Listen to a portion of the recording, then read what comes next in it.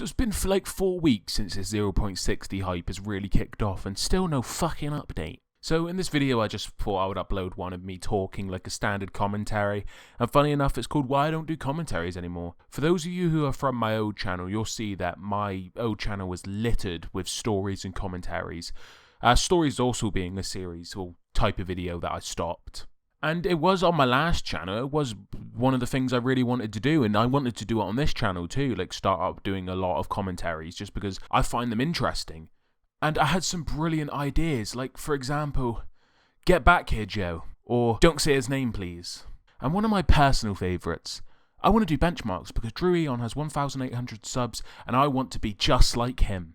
In all seriousness, one of the only reasons I stopped uploading it, stories and commentaries, was just because they're all over YouTube. Now, if you go on any COD YouTuber, or any YouTuber for example, most of them do commentaries, especially the smaller ones. And with these smaller channels, and even the big ones, you just can't compete with their stories. I mean, I thought I was a pretty interesting guy, and then you just type up weed story or sex in school story, and you'll find thousands of fucking little trick shotters that apparently all experienced this. Now, I personally have never had sex in school and got high off my fucking tits, but apparently it's a common thing with most little 12-year-olds. To me, I didn't like taking a simple story that happened to me and adding on it, like the catfish story. I added a few bits there, but only improvised where I couldn't remember the full story, so I kind of just did what I could similar to what actually happened. But if you go on some of these YouTubers' videos, some of the huge ones, some people with 20k, some people with like 5k, all their stories, no way this shit's real. I mean, it might have happened, but they've just expanded on it so much, saying like, yeah, so I walked to the fucking park and I got fucking stabbed, and Superman punched me in the face, and then me and my pal Goku, he fucked his shit up. The shit just don't happen. And with the commentaries, I really enjoyed doing them more than story videos, just because one of my series was just me fucking chatting my ass off about pointless shit that literally no one cared about because the analytics showed that people stayed for the intro and just thought, fuck that shit, and didn't watch the rest.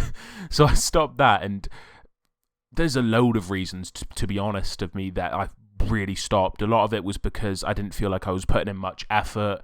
I mean, even with this commentary, I'm putting in a lot of effort than what I used to do. Well, that's if I can be bothered to actually fucking edit this shit. And commentaries are something I think I will fall back on eventually, not as like a safety net, but at the moment I really am enjoying the DayZ and the GTA videos especially, because that's getting insane feedback at the moment, and expect another one this weekend. But I just felt like I'd make this video just because Drew was actually speaking to me. No, you're no fucking Drew. But he was speaking to me how he liked my old commentary series on my old channel, and I just thought, well, it seemed to be he was the only one that fucking liked it. But yeah, again, I'd probably fall back on it eventually, and the only reason I did make this video was one, explaining it to anyone else that wanted it and just didn't ask. Another thing, I'm waiting for this fucking DayZ update, which is literally meant to be game-changing, and I can finally hold a decent frame rate while playing that shitty game. I call it shitty, but I fucking play the shit out of that game. Anyway, thanks for watching, and hope you're all doing fucking swell.